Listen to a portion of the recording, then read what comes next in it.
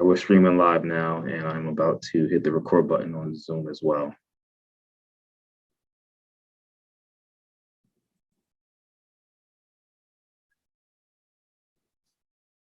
Okay, so we're recording on Zoom and we're also live on YouTube. All right. So to begin the evening, we'll need to vote on an acting chairperson to chair this meeting. This will be done by opening up the floor for nominations by me as staff liaison. When all nominees are stated, voting will begin. So the floor is open for any nominees.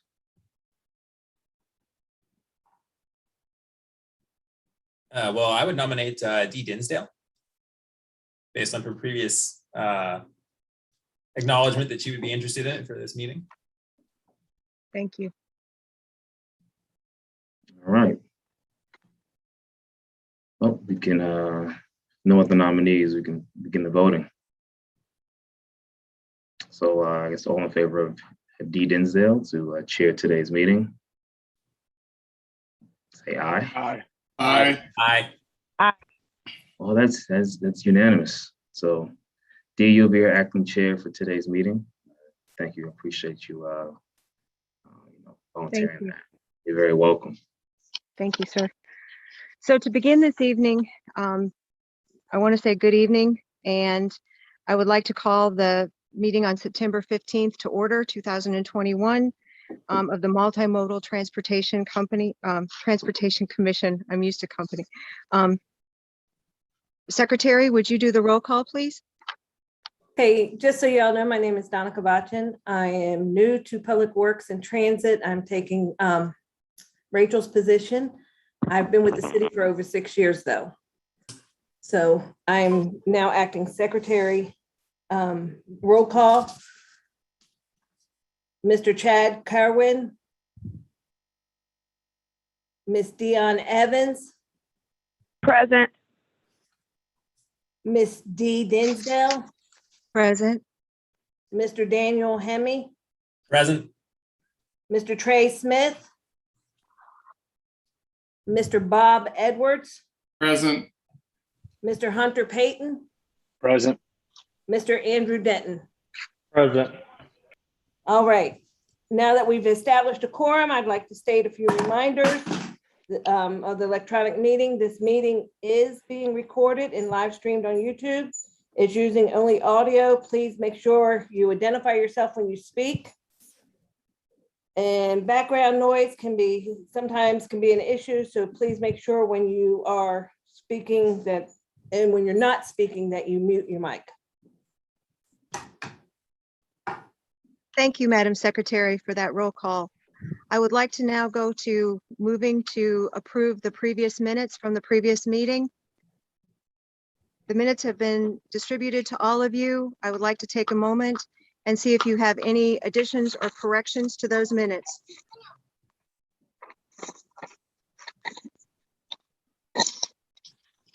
Not hearing any responses, I would like a motion to see if we could approve those minutes as standing.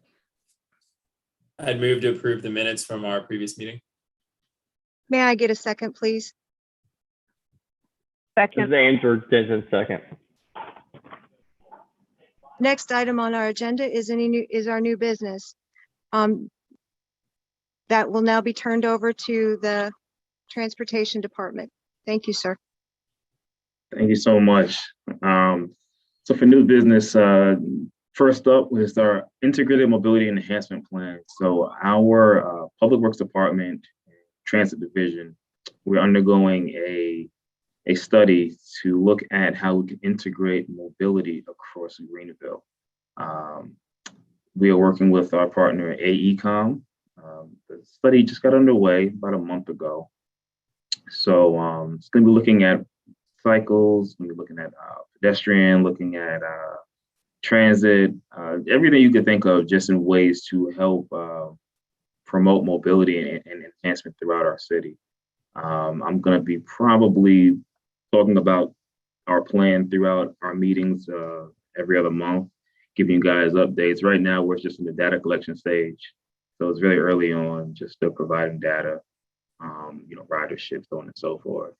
But It's been a little bit since our transit system. I think our city had a plan. It's been about 7 years now. So I'm very happy, and I'm also very proud that we have the opportunity now to look at mobility within Greenville from a different lens, especially after, like, or during COVID, I should say. 2019, shared mobility was the hottest thing.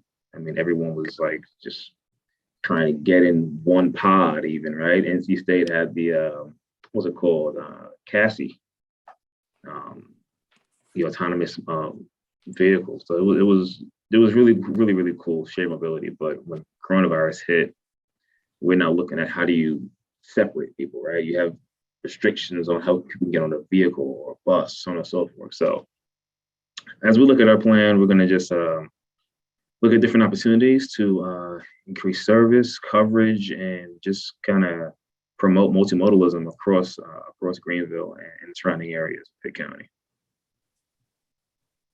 So, So Rod, this is Andrew Denton. So just Hey, Andrew.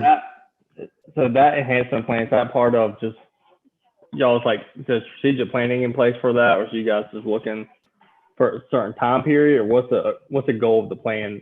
You kind of gave that, but is there like an end date where you guys will come up with new proposals for city council? Come up got with new you. ideas?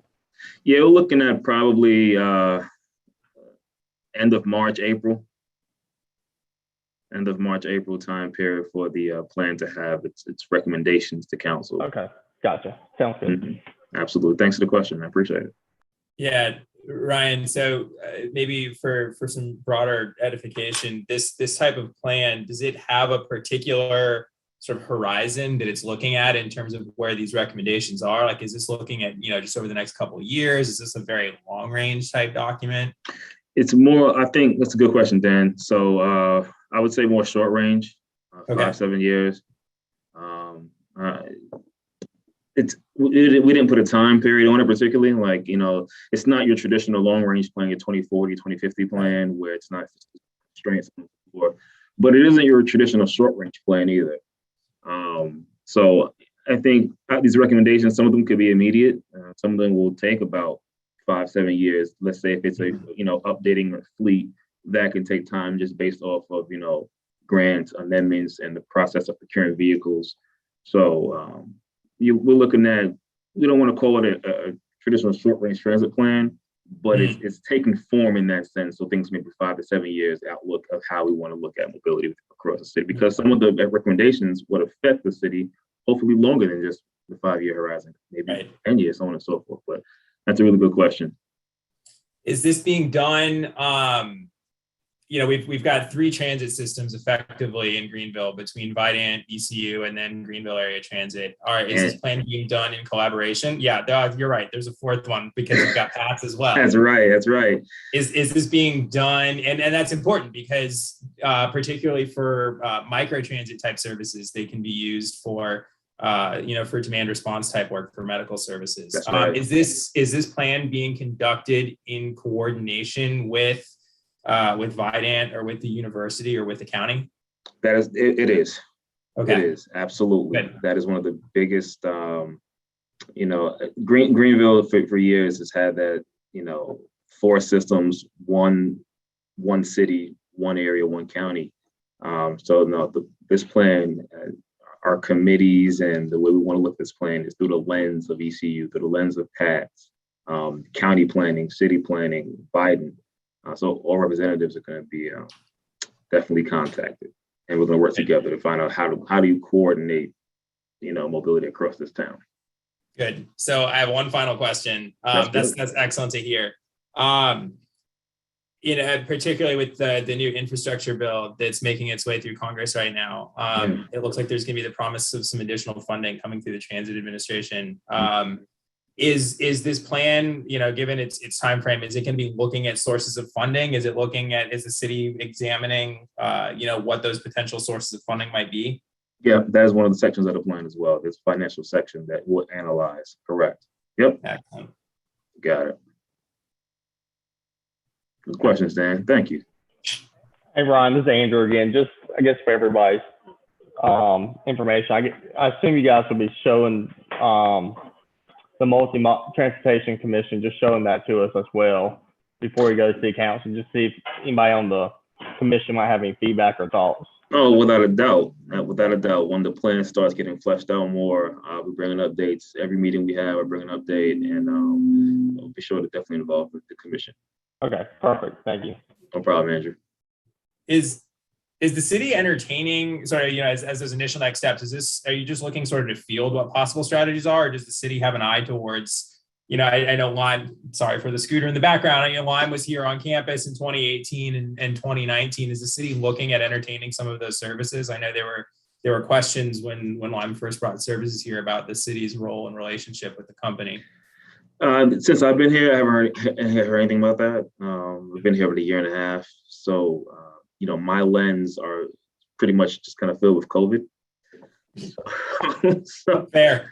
So, anything dealing with that, I have not heard of, but I know there's going to be a lot on the table over the next couple of months discussing micromobility and other options about how to get around Greenville in an efficient and effective manner. Cool. I believe that Andrew or Hunter, I don't remember who. Someone asked given that our chief of police is on the line, I want to be clear that scooter doesn't function, and I know you can't ride him in Greenville. That thing's been busted since 2019. That was a gift. Actually, it looks pretty neat. I've never been on one though, but they look neat. I wish I could make it work. I'd be happy to give you a ride. But when I was in Raleigh, they were all over. I forgot the name, Bird. I think it was like Bird. Yeah, they were all over Raleigh. I'll have a conversation about Bird offline. There you go. I'm next on as well, so I'm gonna continue going on. There was a request for an update on the trolley that was proposed for Uptown Greenville. It's in the works right now. There's preliminary discussions about trolley. Don't have a lot of updates at this time on it, but it's something that is being discussed. All right, Ron, that was me that brought it up. I just remember This is 2 years ago now, COVID, but when Lamont was here, he mentioned at the time, I think our last meeting before COVID, that the city was looking at purchasing some trolleys from Charlotte. Okay, so the city got those trolleys from Charlotte. Okay, they did. Okay. Yeah, those trolleys were free trolleys from Charlotte, actually. Right. Free. There's some planning going on right now as far as how to put them into use for Uptown, and more information is available on that, I'll be sure to fill you guys in. Okay, perfect. Thank you. Yep.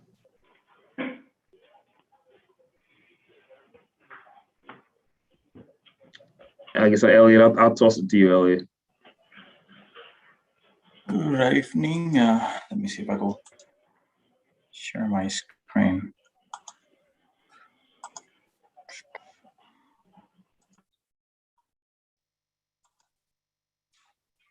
And can everybody see the screen? That's good. That's good. Oh. All right. Okay, hold on. Can you see it again, or did it stop sharing? It's good, sir. Yeah. Perfect. Okay, so I have some updates as they were requested to the Greenville Urban Area MPO. Plus, I have some updates from our engineering department in the city. I wanted to start with the Southard River Greenway. The project is still working through the redesigning of the sewer conflict. It just had, it was more difficult. It's been more difficult because it's in the railroad right of way. And we're still resolving that issue. Hopefully we will get, we could tentatively pave by mid-October and complete this project. And two new projects, or not two new projects, two stick projects that we got updates recently was the Evans and Old Tart widening and Allen Road widening improvements. Both of them has bike and pedestrian facilities. DOT has started again the right-of-way acquisition, and the project still is right now moving on.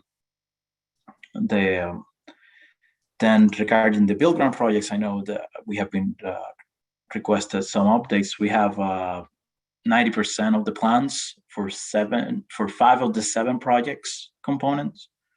The others are at 60% and moving towards 90%.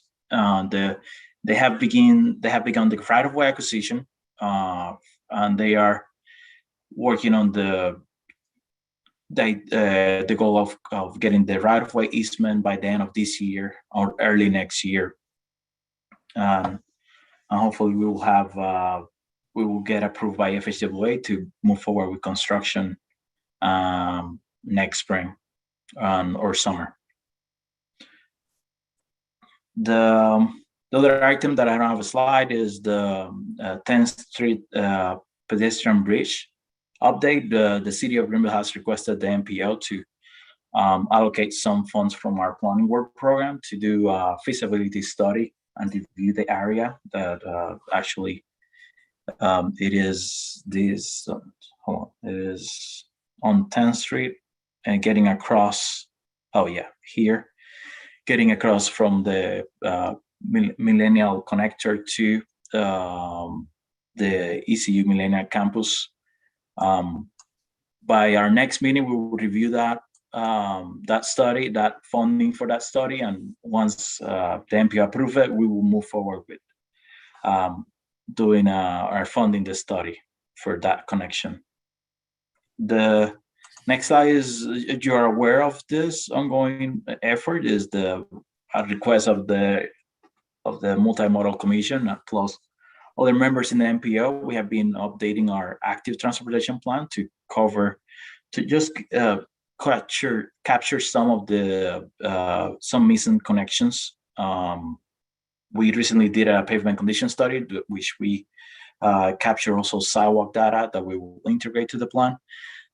We have been compounding all these comments and requests and to be reviewed, such as the bicycle lanes or bicycle facilities around in connection to the Ridgewood Elementary School. I think it was back in March when the commission asked to be reviewed that. So if there's any comments, we have the mapping tool. I already shared it, but I could share it again.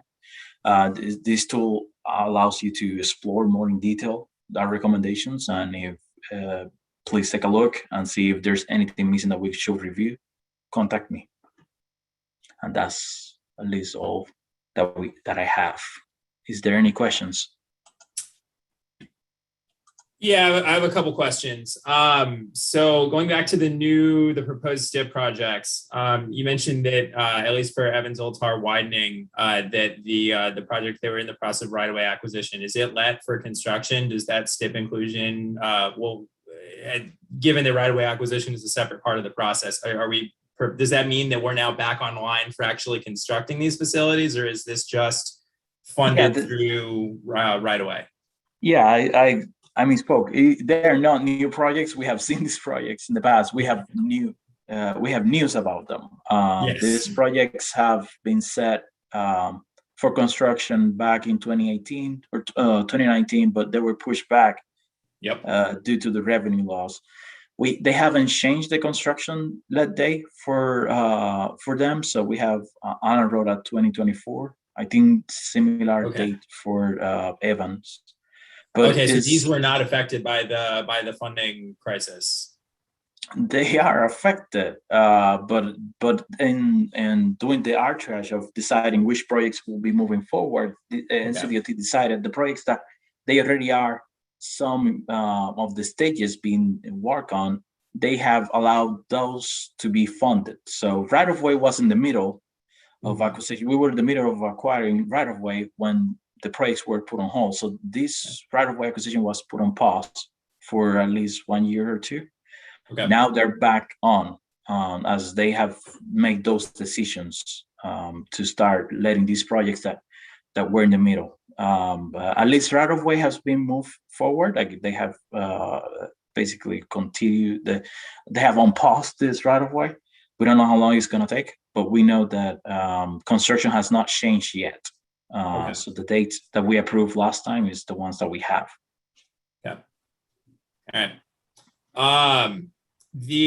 For the build grant, if you could maybe sort of a little bit more detail. So you said that you started the right-of-way acquisition on some of the projects. If I remember correctly, the West Fifth Street projects were the ones that already had sort of were in the design phase, and thus the right-of-way would make sense. Am I correct in that regard? So we're moving towards construction for West Fifth Street as well? Yes, I think as there's no since we haven't entered to the agreement with FHAA, there's still many unknowns on when they're going to start. Right.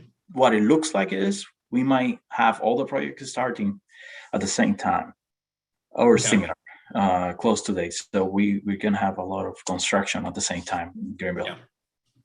Well, I know particularly for that Tyson 14th intersection, the proposed improvements there will be a welcome relief. That crooked intersection, that offset, how those two streets meet is a nightmare to navigate. I think the last thing there, the Millennial Connector. What are the recommendations that it looks like are coming for that crossing? Because you've got a 5-lane with a 2-way center lane in the middle. It speeds at 35 miles an hour, but with those lanes, cars are coming off that bridge. Everybody here knows that they're coming off of there at 50 miles an hour. That's a terrifying crossing for bicyclists and pedestrians. And bikeway selection guidance from the FHWA would tell you that it needs to be completely separate from the roadway. So what are we looking at there? Because that to me, that terrifies me. And the city of Greenville recognized that as well, and that's why they have requested the MPO to do a feasibility study of what will be the actual treatment and some playing around with some conceptual designs and estimates. Mm-hmm. The idea is similar to what we did with the project for the Tar River Bridge, the Get Across. We got some estimates, and we use those estimates to submit for the next prioritization cycle. As we get to, the idea is getting some estimates and getting some ideas of how much it's going to cost. So then the MPO and the city could then pursue some grants and get some funding support to get the construction.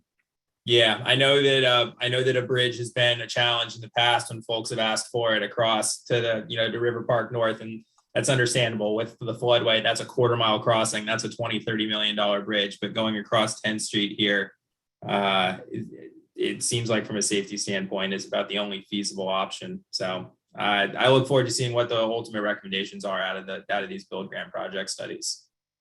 Yeah, me too.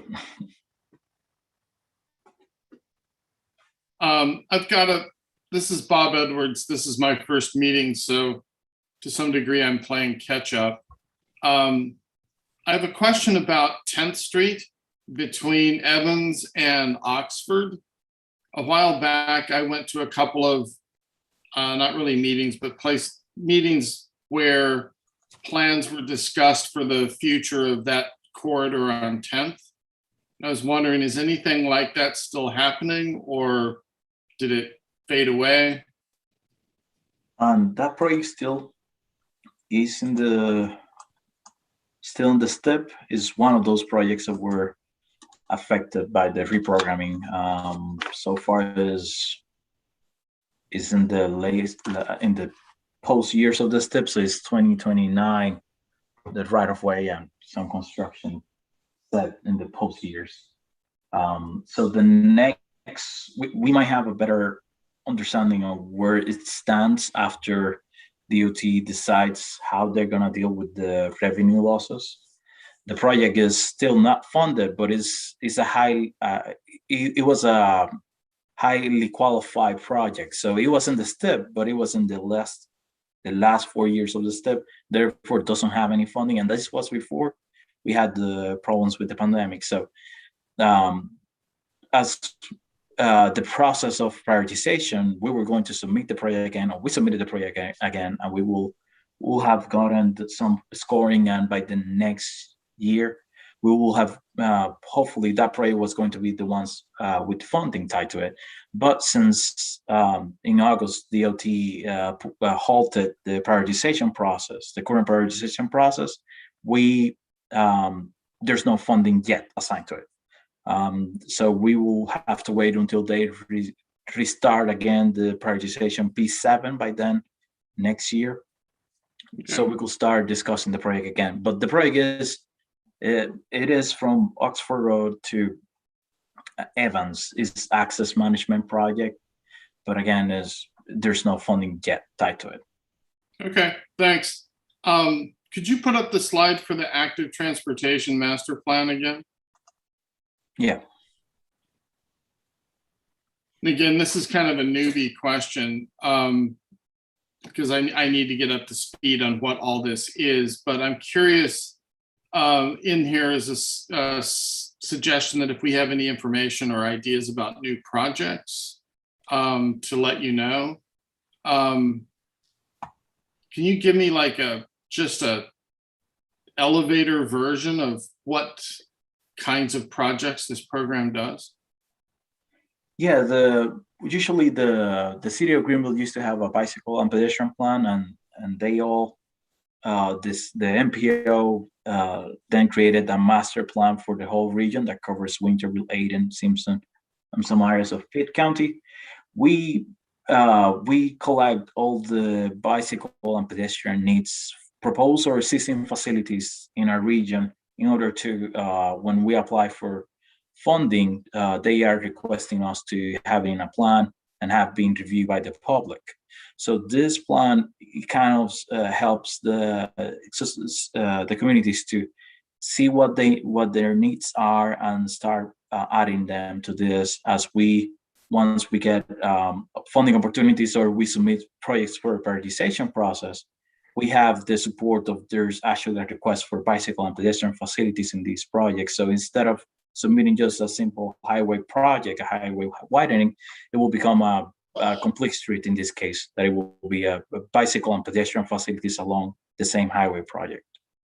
Okay. Is it possible for you to send this PowerPoint out to me at least, or other members of the commission? Yes, I Thank you. almost, let me see if I could.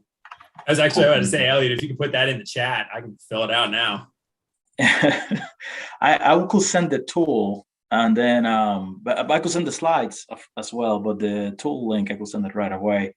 It's just your whole presentation would help me just begin to get up to speed on, what you got, what the rest of the commission is already well aware of. Yeah, thank you for the question. Let me just show you the screen of how it looks, the tool. Let's see. So can you see my screen? Yes. Okay, so once you click that hyperlink, we still have some bugs to fix, but you could turn off the Greenville urban area boundary, and you could see the map below it, and you could see our proposed and existing facilities based on the legend on your right panel, Okay. right side panel.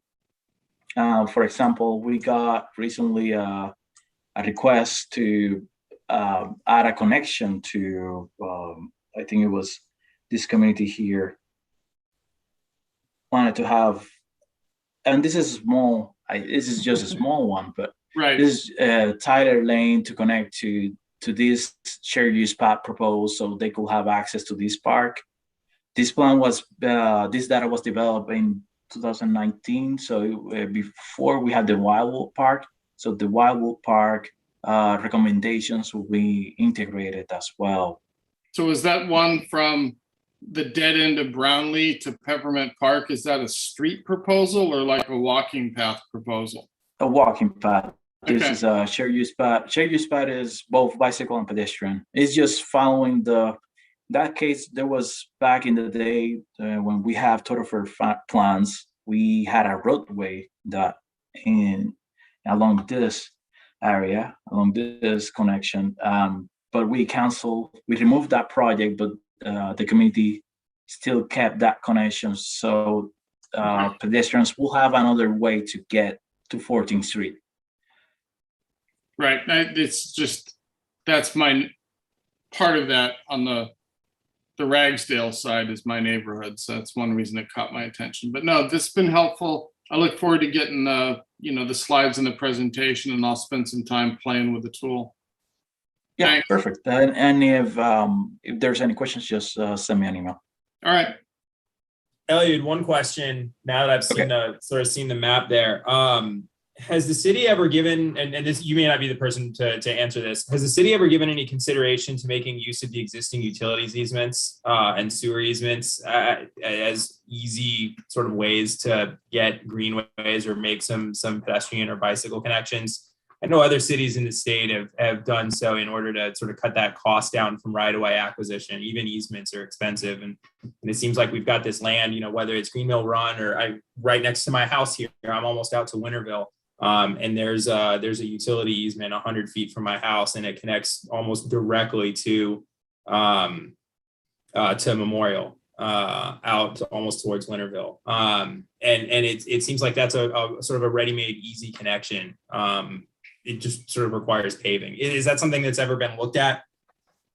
I think it has, but I could look more into it. I know that there has been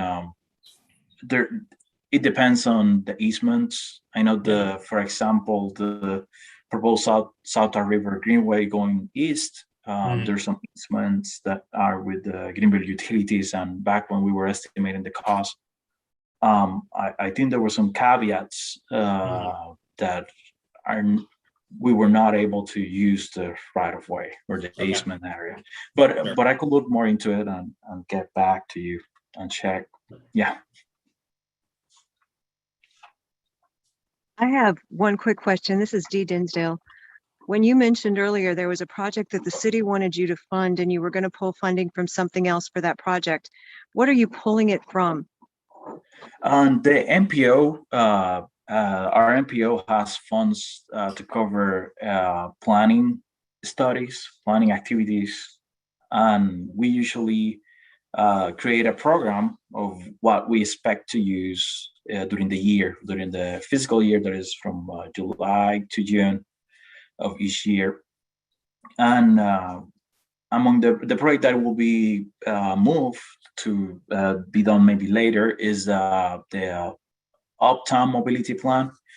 It is a plan that it was requested by the planning department, and as they were no longer interested in doing the plan currently in this year, the city then wanted to use those funds for that other plan. Keep in mind, before we used to have rollover funds, like if we didn't use those funds, they were going to be rolling over to in the next year. That's no longer the case. So if we don't use those funds now, they're going away and they're going to be split to other MPOs by the end of the year. So that is just a strategy in part of the locals trying to use as much as smartly, as wisely as they can, the funds that they have available. Thank you, sir. I appreciate that. I was just trying to figure out where those monies were coming from. Yeah.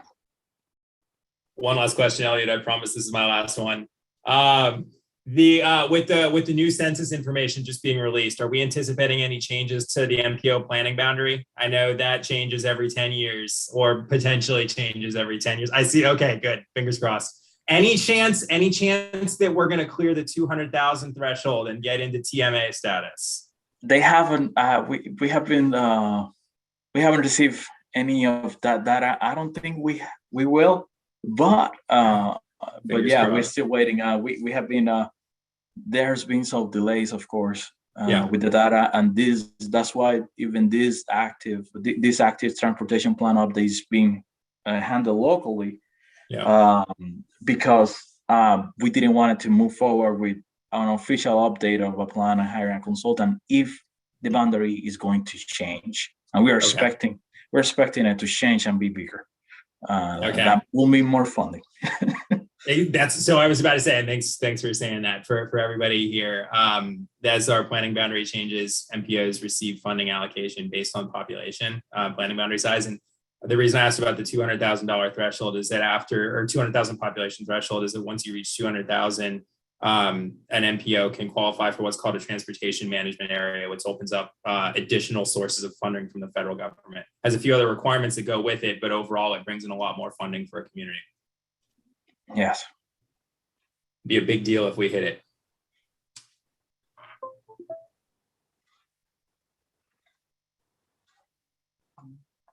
All right, I said I was done. I'm done, I promise. Okay. you, Elliot. With that, let's move on to the Friends of Green. Thank you so much, sir, for that great presentation. I think we all learned a lot from that. I'd like to move on to the Friends of the Greenway, Dr. Jill Twark. I hope I'm saying that correctly.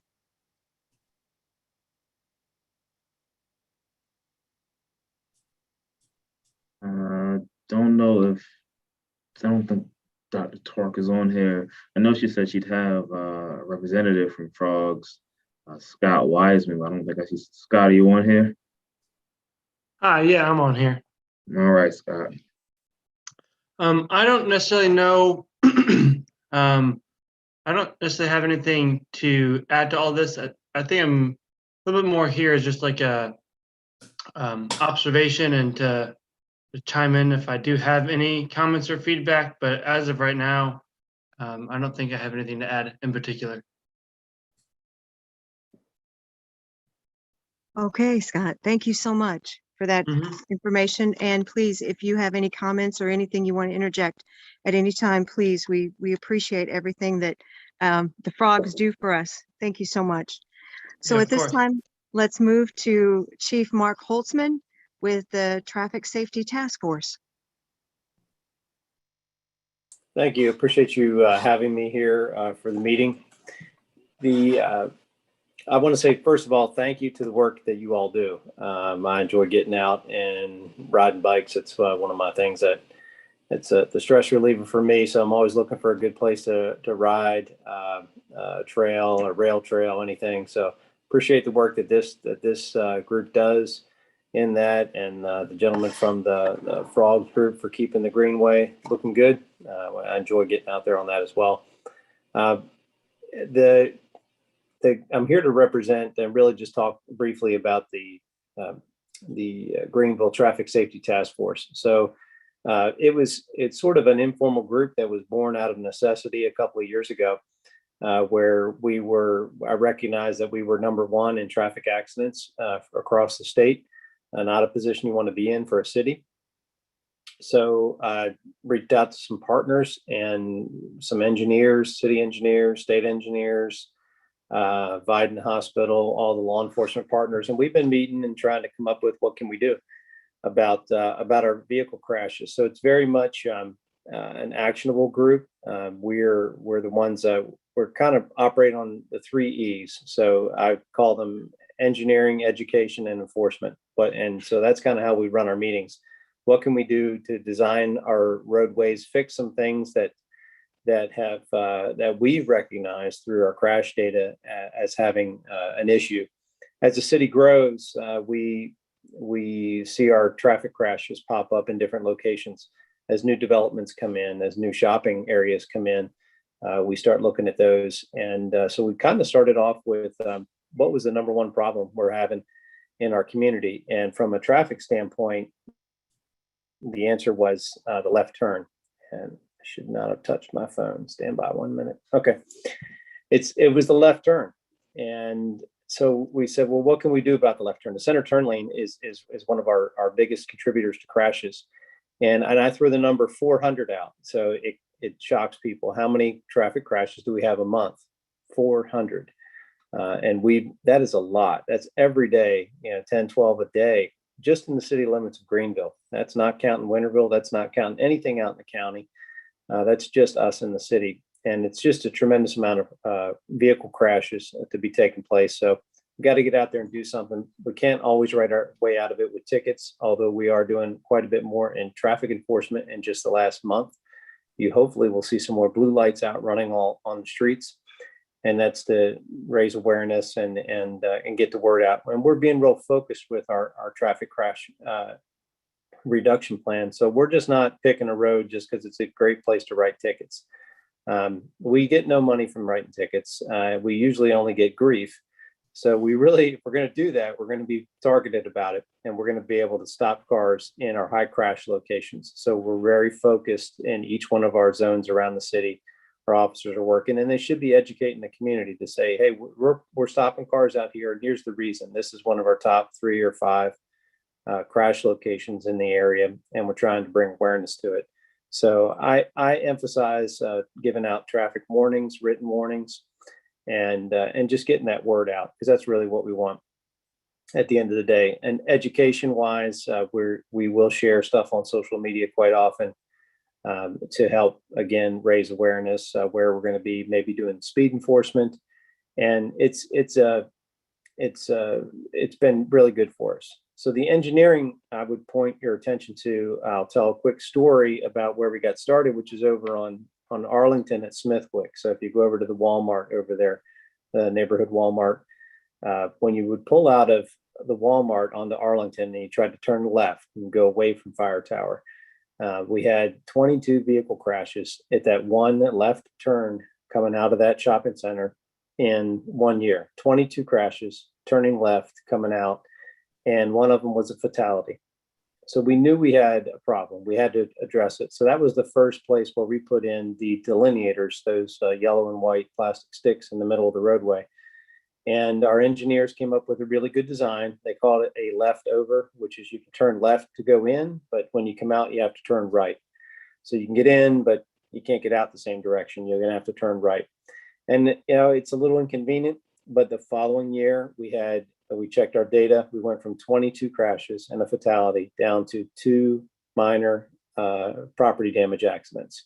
So it was a wild success. It was literally about a $6,000 or $7,000 fix to a roadway, and we prevented 20 crashes the next year. So certainly well worth it. So we knew we had a winning formula. We began to pursue that around town, and all those pretty much that you see pop up in the middle of the roadway are the work of our traffic safety task force. Another big focus for us has been crosswalks. And so we played around with the crosswalk at the bottom of the hill at the university. A lot of people know where that is on 10th Street, right at the bridge. So we started off with a crosswalk there. Then we added some paddle boards. We added a delineator in front of the paddle boards because the paddle boards kept getting run over like crazy. And so we put a white delineator about 20 or 30 feet in front of that to hopefully that's the sacrifice before you run over the more expensive the paddle board in the middle that says, pedestrian crossing. And then we upgraded it again to the rapid flashing beacons, those flashing beacons. And we've done some work out there then within educating the public that you got to use it and you got to pay attention to it. And so that was our model that we're using, and we're trying to replicate that as many places as we can. So just in the past year, we completed one at 10th Street at Anderson, which is right by the university. It's that little angle cutting across 10th Street, just down from the Krispy Kreme that all the kids use. So we upgraded that one. And I see you back there. And I love it. It's great. It's great. Leave it. And another one was Traybrook on the back of the medical campus to get across 5th Street. And that was quite a unique one over there. If you haven't been over to take a look at that one, that took some design. All I can do is say, hey, I think we need one here.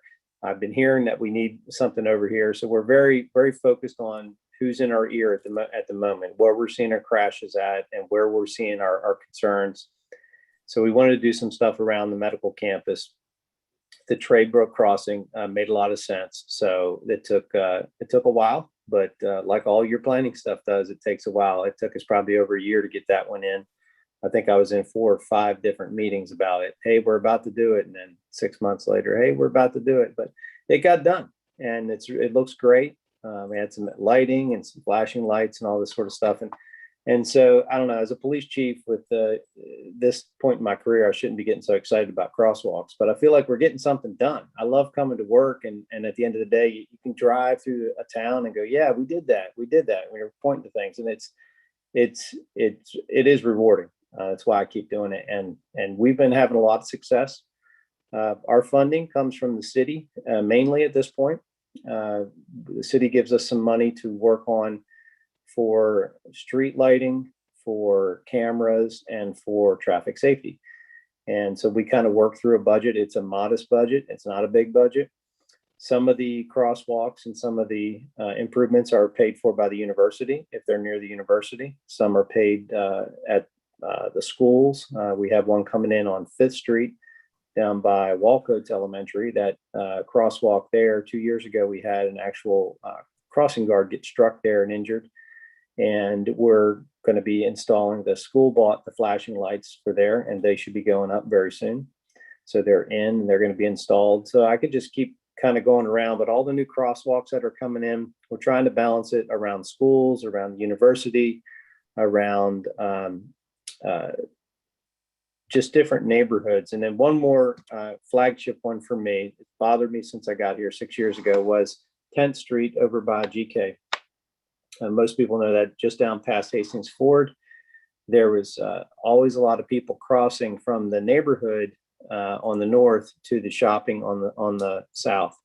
And they would stop in that middle of that roadway and stand there with a child or a stroller. And it just scares me every time I think about it. And people would bring it up to me over and over again. So I put that challenge out to our city engineers and our state engineers, and they took a look at it and developed what's out there right now. It's about a 300-foot long double pedestrian crossing with a protected turn in the middle. That it's a lot of temporary stuff. And people ask me, well, what about the permanent stuff? Well, there's long-term planning, and this group may know it, but 10th Street, the state actually plans to put a divided median in there the whole way down 10th Street. Whenever they go to redo it, I've seen the plans, or at least they showed them to council. They plan on digging up that median and putting in, like something that you'd see coming down past the university on Charles, where it's literally concrete, trees and stuff.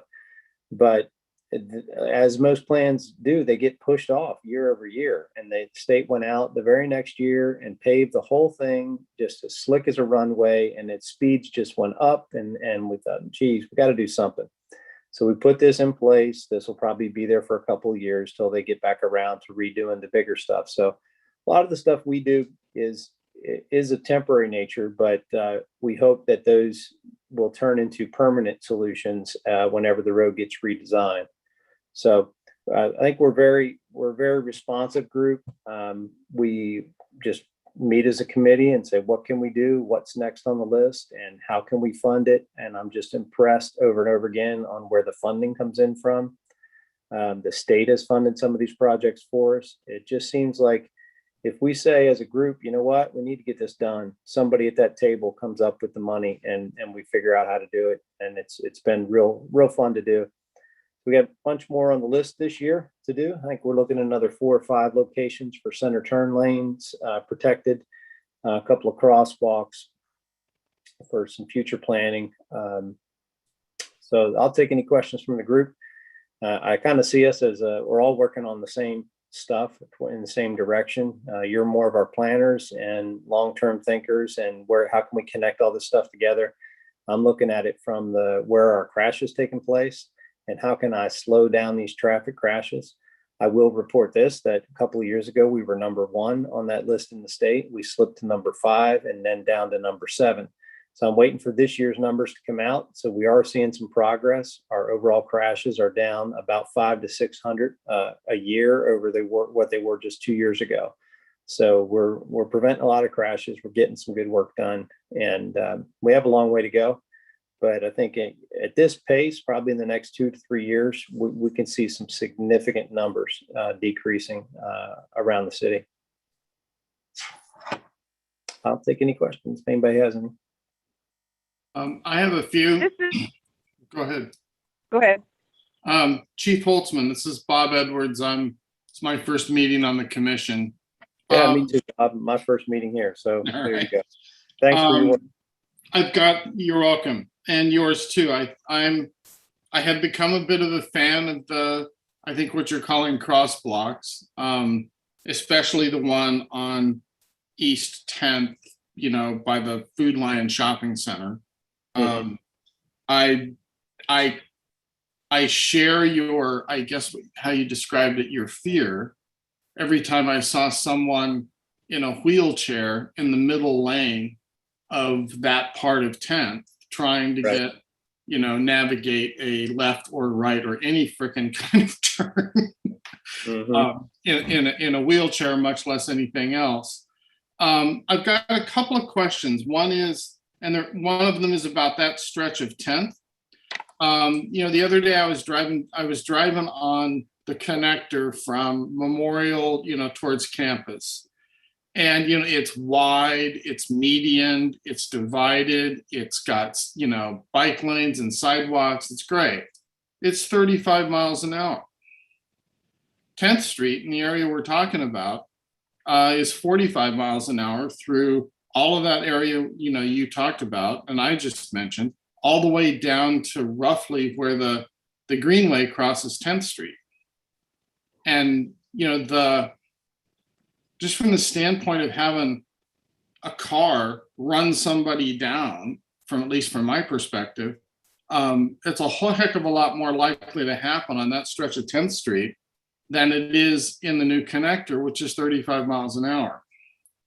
So this is something that, I have, and a lot of people I know and work with have wondered about, why the speed limit continues to be 45 miles an hour through that stretch of 10th Street, where people are making, kind of crazy left turns off of the center lane and pulling out halfway so you can park in the center lane and then merge into the other traffic. And I mean, you get what I'm saying. Yeah, absolutely. And so I won't belabor it. The other question I had was, you mentioned something at the bottom of the hill at ECU on 10th. Is that like at the bottom of College Hill Drive? Is that what you're referring to? No, I was referring to Charles, where the train trestle goes across. Okay. We've done some work at College Hill too. I've gotten quite an education from our engineers on this, and I have some really cool terms I get to throw out and sound smart. But they put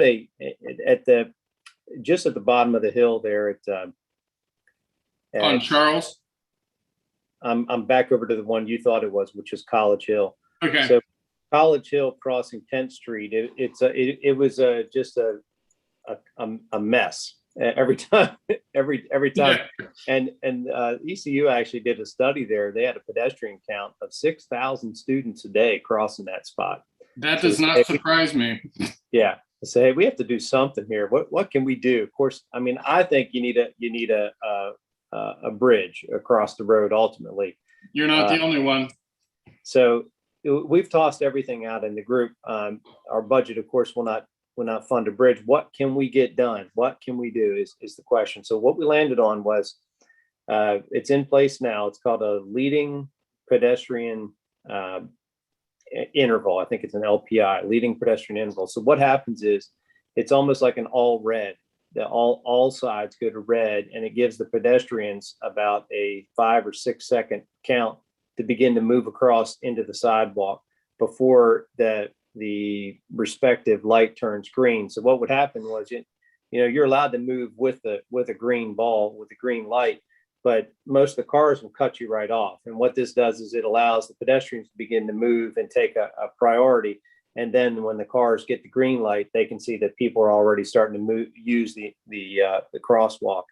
And it's a accepted engineering solution for something like that. It basically holds the traffic up, which I'll talk about in a second, for a few seconds to allow pedestrians to have the right of way into that intersection. And of course, there are push buttons there. And start lights. Yep.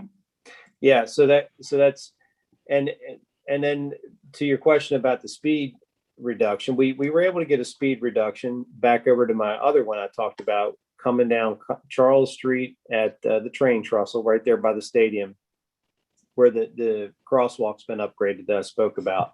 That speed limit there was 45 the whole way down until you got to past the train trestle and over towards almost 14th Street. Right. So I'll tell you how much of a struggle this is even for me to get done. I wanted to, we talked about, can we make it 35 all the way back up to Charles at the top of the hill? And what I was able to get done was about halfway down the hill. You'll see the signs change to 35 as you're starting to get close to that primary crosswalk at the bottom of the hill. So sometimes Close to where the Greenway crosses the road, Charles. Correct. So we were able to slow it down about probably a couple 100 feet back, but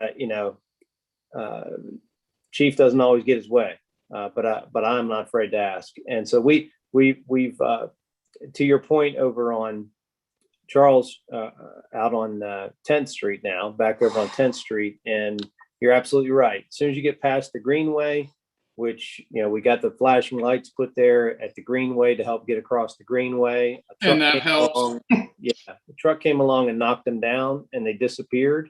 So it took us about 6 months to go buy new ones and put them back up there. Somebody just literally, they were gone after they knocked them over. So that helps. But then when you get past that, you're right. The speed bumps up to 45. So we've asked the same question. I actually wrote a note down here because I'm taking these notes back to my team again to say, you know what? This is still an issue with us. We were able to put that modular median crosswalk in that I talked about just up there around the GK and the grocery store and all that. Right. That helped. But our speeds are still 45 in there. And so the question I have is the same question you have, and I will certainly carry it back to our engineers. And I'm going to ask the question, what makes the difference here? I know we need to efficiently move traffic through our community, but at the same time, this 35 up to 45, and we know what happens when you're a pedestrian. If you get struck at 45, your chances of survival go way down, even compared to 35. And, at 25, you get a good shot. 35, you got a much reduced shot. But at 45, if you get struck by a car, it can be life-threatening for sure. So these conversations help me because I take them back to our team and I say, listen, it's still a concern for our community. People are hearing about it, and what is the answer? But we have looked at that. I have not gotten a reduction of speed out there yet, but I think it's worth looking at again. Yeah, you really don't need people like me to point out that an awful lot of cars, when they're passing the cookout, heading west, and they see that the light's still green. Mm-hmm. Yeah, they might be edging up beyond 45 to try to make the light. Oh yeah, absolutely. Yeah, And they don't slow of down any until they see what color the light is at 10th. Mm-hmm. Yeah, and I mean at Elm. I'm sorry. Sure, all the way down there. 10th and Greenville Boulevard is one of our top intersections for crashes. We work a lot of traffic enforcement out there. We've gotten some really ridiculously high speeds where we've caught cars going through those intersections, and we routinely write tickets out there. So sometimes, you can enforce things. We try to put engineering in, education. It's a combination of all that. At some point, we can get engineers to come back through, I think, and do some studies, and they have their formulas that they use to come up with those speed limits. So, the challenge is always there. What does it take in order to drop the speed from 45 to 35? Another project we work on a good bit we talk a good bit with our engineers are the timing of the light signals. I think that has a lot to do with the efficiency of moving traffic around the city.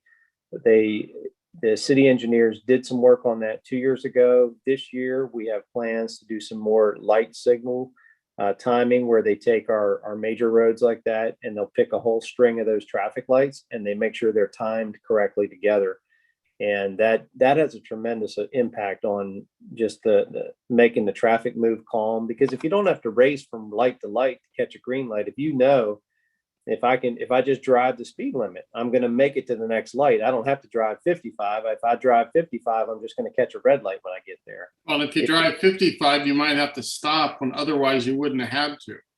Correct. Exactly. So I feel like if we can put more work into that, and we do have plans for that this year with our funding, is we're going to pick another string. I can't tell you exactly what that is right now. Okay. But there has been some work done on Memorial. I think we're looking out near Stantonsburg to do some light timing signals out there where a big bulk of traffic goes through. So that's a good one. Thank you. So this is Dion Evans. I have a question for you. You spoke about long-term on 10th Street, putting in a median so you cannot make left turns. I have a big issue with left turns. I think left turns are the worst thing ever.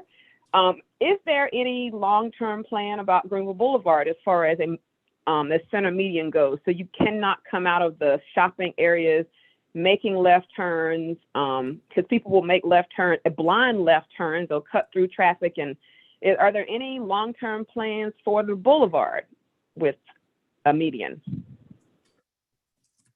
I don't know, maybe Elliot or somebody from the engineering standpoint can talk about that. I know that Memorial, there was plans for Memorial all the way down from sort of the bridge running south. There's longer term plans the state has to add a protected median the whole way through there. Greenville Boulevard, I'm not sure of, although I think we have a couple of spots that we're looking at on Greenville Boulevard that people have brought to our attention to put the delineators in place. That's those yellow and white sticks. So if you know a place right off the top of your head, just tell me now. I can add it to our list to go take a look at, because we literally we'll take complaints and look at our crash data and go out and see where we can do it. Old Navy entrance, right at the Greenville Shopping Center there on right by the Arlington Charles intersection. Hell, I make that illegal left turn. Sorry. Come on now, come on.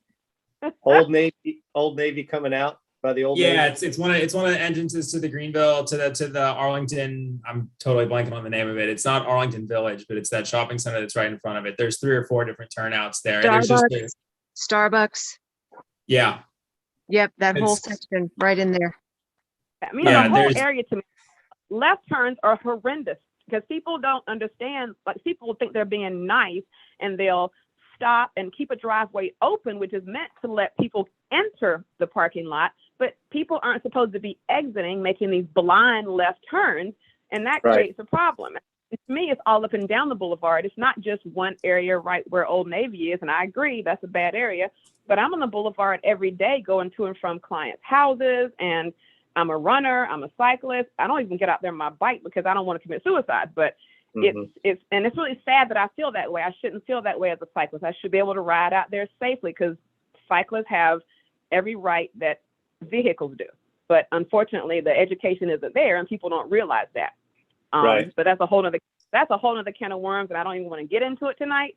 But the not making left turns, having the delineators would definitely help. Like I said, in front of the shopping area, would be huge because that's where traffic backs up, especially with the ECU population, Pitt Community College, Pitt County Schools. It just gets really crazy out there.